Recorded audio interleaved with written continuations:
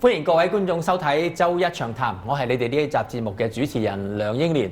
咁最近咧都好多關於移民嘅消息，咁大家知道咧加拿大嘅聯邦自由黨政府咧計劃喺未來嘅幾年，去到2025年咧，加拿大每一年啊嘅移民人數咧係會增加到50萬，哇！50萬即係等於一個小城市啊，甚至係中型城市嗰個嘅規模㗎啦。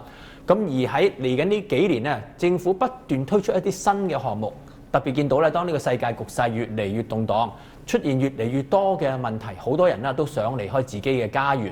咁所以加拿大嘅政府咧就特別有一啲嘅叫臨時移民計劃咧，去歡迎更多嘅移民，甚至咧係難民咧係嚟到加拿大咧係重新過活嘅。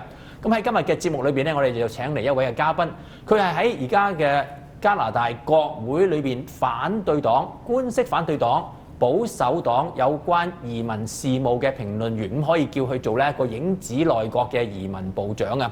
So welcome to the program. Mr. Kmiec is from Calgary, Shepard. Hi, Tom. Thank you very much for having me. I just introduced to our audience that Canada is welcoming more immigrants into our country in the next few years, up to 500,000 immigrants in 2025. And because of the world situation, many people want to leave their own country and they choose to come to Canada. Our federal government created several, some people say, numerous temporary immigration programs for this kind of people. And one of those programs is targeted to Hong Kong. Because of the implementation of the controversial national security law, Canada want to help some of the people in Hong Kong if they want to come to Canada, particularly the young people with high education. But you have some idea that this program is not as good as we want. Some of the program is some issue that you want to change or to help more people from Hong Kong to come to Canada. So what is your idea? So basically, what the program they created, and it's a temporary program, it was meant for two types of people. So when they announced these two essential temporary immigration streams for Hong Kongers, one was for students, one was for workers. The one for workers, I have no problems with. It's working fairly well from my understanding, meeting with community members. But then other Hong Kongers I've met with have said that the one for students just doesn't quite match up with the expectations. There's about 900 so far Hong Kongers who've taken advantage of this open study permit. And the changes I'm calling for, and I basically called for it publicly, I've asked for it from the minister, is to take away the requirement for a security record check, which basically means that the person in Hong Kong has to go down to the local police station to get a security check done on them. A lot of that the police services here in Canada can do, and frankly, when you ask that from a Hong Konger, they're very likely to get arrested afterwards just for making the request. So that's one. And the second thing is, I'm asking them to go back to 2010 to look at people who recently graduated and consider 2010 onwards as recently graduated. Because for many of them, it's going to be very difficult to land here, restart their studies, complete a degree in Canada, while also trying to secure a job so they can apply for permanent residency. And unlike the United Kingdom that has accepted tens of thousands of people under their BNO passport system, in Canada we've only had 900 people apply through this special temporary study permit system. Now, Tom, for the benefit of people who are not familiar with this kind of temporary targeted program, would you explain a little bit about what we just discussed? You're talking about two different kinds of temporary visa, one for worker, one for student. Why we have this special program for Hong Kong? Canada already have immigration or temporary worker stream or student visa stream. Why there is a special program just for Hong Kongers? So the reason just to have for Hong Kongers, it's something that the Conservatives were asking for. It's because there's a special situation. So you can't treat someone coming from, let's say, France with the same amount of urgency as you would treat someone from Hong Kong. We all saw what the violation of the basic law led to. There were massive protests in Hong Kong. There was a crackdown instituted by Beijing. And then you had many student demonstrators who felt unsafe staying or were arrested. We saw the way that Jimmy Lai, Cardinal Zen, and other pro-democracy activists were treated. And that's why this special program was created. It's kind of a sub-program to the international study permits that are allowed. And it's just basically to stream those permit applications faster than you would treat others. And the eligibility criteria is essentially the same. I'm basically asking for some changes to be made so that we can prioritize and fast track these applications. Now, we're talking about temporary immigration programs. They are not coming here as permanent residents through this study or work program. They are temporary. So what happened to those people who expire after they come to Canada to study or work temporarily? So many of them will actually eventually apply for permanent residency, and I have the number because I wanted to make sure I have the correct number for how many Hong Kongers became permanent residents in 2021, and it was 2,295 roughly in Canada, transitioned likely very many of them off the international study permit they received or from their work permit and then became permanent residents of Canada. So many come here temporarily and then transition into one of the permanent residency programs. And just about almost 2,300 Hong Kongers became permanent residents in Canada last year. There's many different ways to do that. Provincial nominee program, federal skilled worker program, and there's lots of opportunities there. But to come to Canada initially, usually it's on a temporary basis that they do so.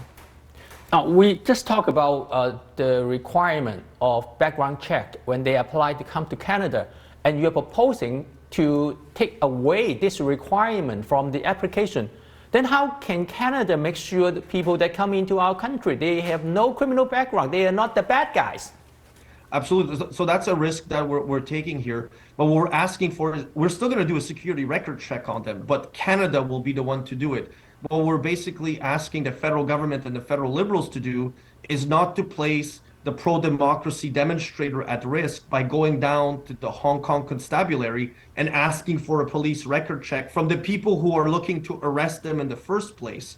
That's what we're trying to avoid. And by them coming here, oftentimes they have reference letters and referrals from others who have already in Canada who vouch for them. And Canada does its own security record check. We have that ability to do it in Canada. We don't accept on face value the police record check that you provide us from another country. We also do our own, and we're able to do so. The British government in the United Kingdom did exactly the same thing, and as far as I know, they haven't had any issues with it.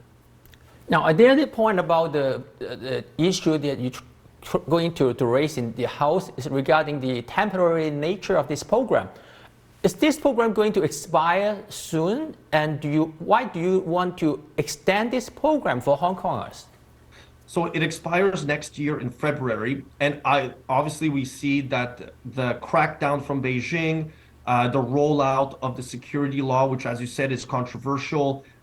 Many pro-democracy activists are still in Hong Kong because they've either had their BNO passport not issued, or they have lost some documentation, or they just, they were hoping for things to get better, and they still need a country to go to. So as they're looking around the world for their options, Canada should be an option, so we should extend it. I'm leaving it open-ended. I don't actually say to the minister in my letter whether it should be extended by 6 months or a year or 2 years. They should simply extend it and provide a new time window for Hong Kongers to make the trip outside. And I speak as someone who was born in a communist country. I was born in communist Poland. And I know for many Polish people, it was a very difficult choice to leave everything behind, because you're breaking those bonds of friendship with friends, family. You're leaving behind literally everything that you have to escape to a country that gives you an opportunity to restart your life. So it is a huge decision to make, and maybe some Hong Kongers needed a little bit more time to make it. I'm hoping we can save more Hong Kongers despite not being able to save Hong Kong itself. And Canada needs to be a welcoming place, and the Liberal government needs to do more. Now, the other point is we're talking about study visa for Hong Kongers. And there's a requirement right now is they have to be graduate in the last 5 years. And you want to extend that period to 2010.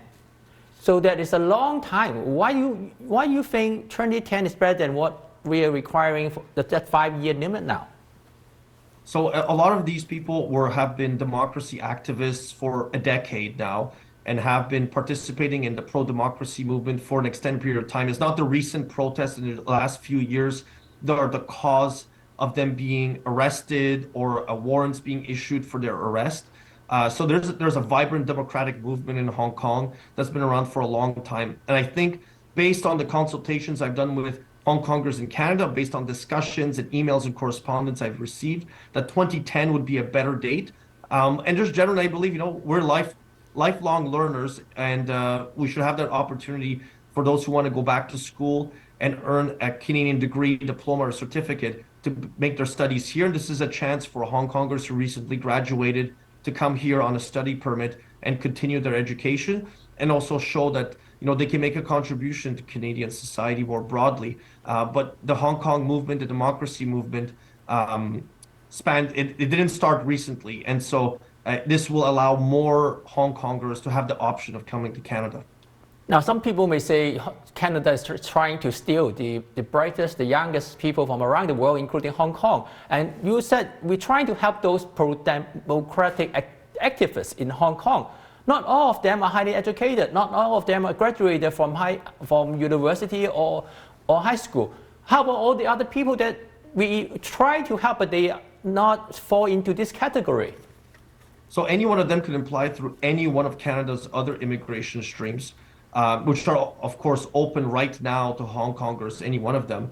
I'd say Canada is trying to get the best and brightest everywhere in the world.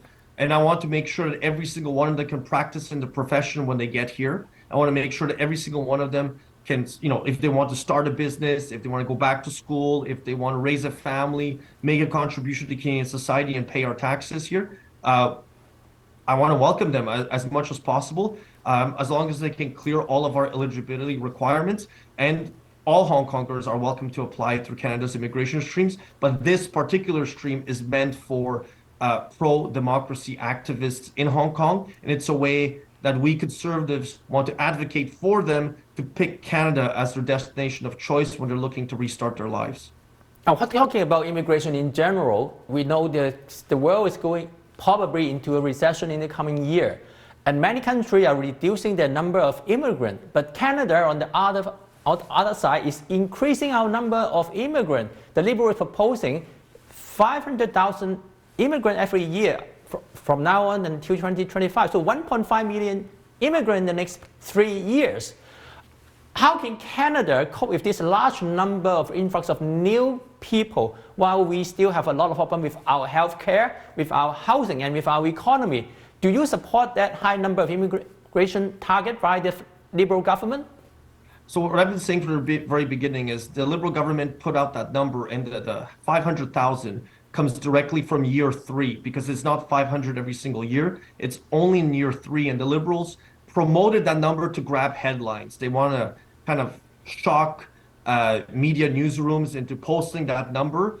And to me, it's just make-believe. For the most part, they're not going to be able. They're taking all these people and they're going to put them into the backlogs, which is over 2 million applications right now, are backlogged. So all of those people are going to be put and added into the backlog, which is not a fair, compassionate, and orderly way of having an immigration system. So what it comes down to really is, what are these people coming here to do? Are they filling our workforce and our labor needs? And for the most part, yes. So over 60% of the immigrants the Liberal government is aiming for are going to be people who are going to make a contribution to our workforce. We have right now 1 million job vacancies. And next year, yeah, we're going to have a recession, very likely. Much of it caused by the Liberal government and the exorbitant spending that they did during the pandemic. So we'll have, job losses. We will have high inflation, an unusual situation of high interest rates combined with high inflation. But we have workforce needs. We have 100,000 construction jobs that need to be filled in Ontario. We have medical jobs that are remaining unfilled, doctors and nursing positions that we cannot fill with Canadians because we haven't trained enough Canadians here in Canada to fill the shortages of nurses and doctors that we have today. The only way to fill them will be with immigrants who will be willing to come here and take on those jobs. The next part is, in Canada, unlike many other countries, by 2032, 2034, 100% of our population growth will come from immigration. We've turned into a nation of grandfathers and not of grandkids. And in those same 2 years, 100% of our workforce growth, so the number of workers has to continue growing for our GDP to continue growing. 100% of our workforce growth will come from immigration. We're a country that desperately needs to fill job vacancies, even during a recession. And we have deep professional needs for our medical workforce, for our construction workers to fill all of those spots. Our healthcare systems and our housing market isn't going to improve if we can't build the homes, build the strip malls, build the highways. And if you go to most construction sites, there are immigrants working there. The people renovating our homes, they're usually immigrants working there. And I don't know about you, but my family doctor is from Nigeria, and she's fantastic. Now, what you just said is just similar to what our Immigration Minister Sean Fraser has done regarding the NOC, the National Occupation Classification. They changed it recently and included all those people that you just mentioned. So do you support what he has done? So the NOC 2021 changes, kind of looking it over. And I have some concerns over what they're doing for the express entry system to get these people in rapidly. But on the other hand, I look at employers who are desperate for workers and they're raising their pay. I just had a workplace tell me today they're paying $45 an hour for welders, and they can't find anybody. $45 an hour for a welder is an incredible income to earn, and they're still not having people willing to apply. We have such a huge shortage of workers. What it comes down to is we desperately need people to work. We have job opportunities remaining unfilled. We need to bring people in. But what we got to make sure is that every single person who comes to Canada, who's accepted to come to Canada, is able to work in their profession as fast as possible and is able to work in the occupation of their choosing as fast as possible. Because we gain nothing if one country loses, let's say, a skilled carpenter or a skilled welder, and we don't gain that person working in their workplace as quickly as possible. So my biggest complaint about the federal government is they have a massive backlog that they've accumulated and has nothing to do with the pandemic. And they're just adding all these people to the backlog with really no immediate hope of being able to come to Canada and make a contribution, pay taxes, and fill those workforce needs. Now, it looks like they have a lot of people trying to come in, and they have a lot of new programs that has been implemented. And there's glitches everywhere. Just heard the news from Immigration Canada is they have a glitch, IT glitch regarding express entry. That some of the people who are not qualified received the invitation, and some of the people that applied through PNP could not update their profile. There's a lot of issues like that, and we also heard about 60,000 cases assigned to Immigration Department workers that are not working anymore. That means they are inactive. Can you explain to our audience why that kind of mistake or glitches happen with Immigration Canada? Why would they assign cases to workers that are not working there anymore? I mean, it's baffling to me, like it is, I'm sure, to your audience. It's hard to explain how errors like this could happen. This is a department who's had their budgets doubled since 2016. Since 2015, we've essentially doubled their staff to almost 12,000 employees who are working in this department. And glitches and errors keep happening. This latest story that appeared in the CBC about the computerized system that is used to code employees and code the workflow, the GMCS system. The oldest worker there who had touched a file, who is no longer there, was 2006. That means there's an application floating around that is 16 years old. And the minister's response and explanation in question period when he was confronted with this was that it's used for workflow management and to see which employees have touched a file. But my question then would be, why is there a file still open that is 16 years old?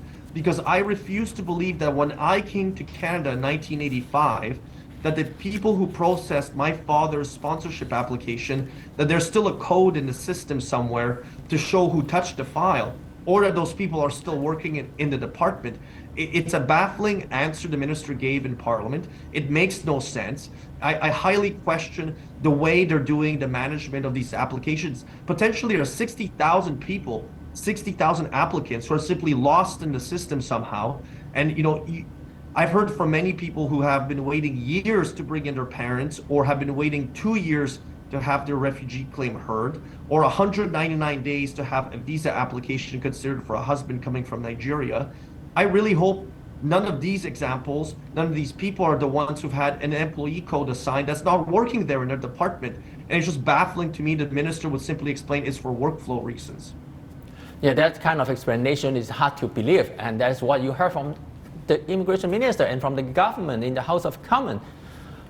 And you just talk about the backlog. You said there are 2.1 million people waiting in line to come to Canada, and we are increasing the number of applications every year. And we have this new immigration level plan for the next 3 years. We just look back at all the people that come into Canada. The one we talk about a lot is regarding the Hong Kong Special Temporary Program. Are we achieving the objective of this program? Because I remember every single new program they put out, they said they have an objective. Are we reaching that goal? So on this Hong Kong program, I don't think we've achieved the objectives. Like I said, about 900 Hong Kongers took advantage of it in 2021. That's based on the IRCC's own numbers. That number should have been much higher. And I think the changes the Conservatives are proposing, the ones I proposed in my public letter, are the ones that would make the program more interesting and advantageous for those Hong Kongers who are looking for a place to live.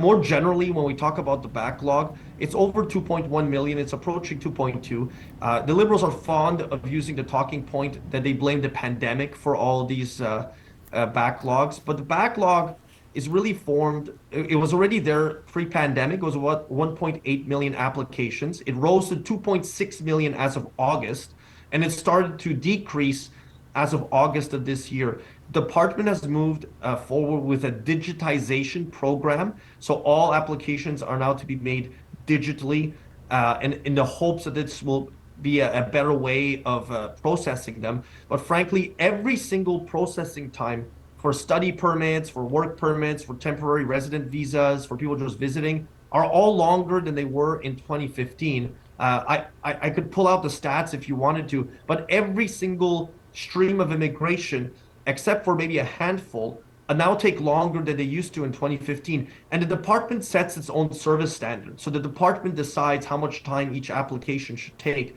And so depending where you're applying for in the world, for example, for a visitor visa, you might get a totally different wait time. You might get over 200 days. Something that used to take in this country about 15 days to process, it may now take over 200 days.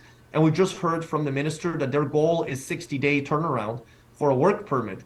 That is way longer than work permits for, say, and I had the ambassador of El Salvador come in and talk to me about this. In America, for example, it takes 21 days. 21 days between El Salvador and America for a worker who's identified with the right skill set, with the right knowledge, that wants to come and work for an employer, door to door. 20 didn't meet that. We're talking about 60 days. The department has received more than enough resources in funds. Like I said, doubled the budget. We've doubled the employees.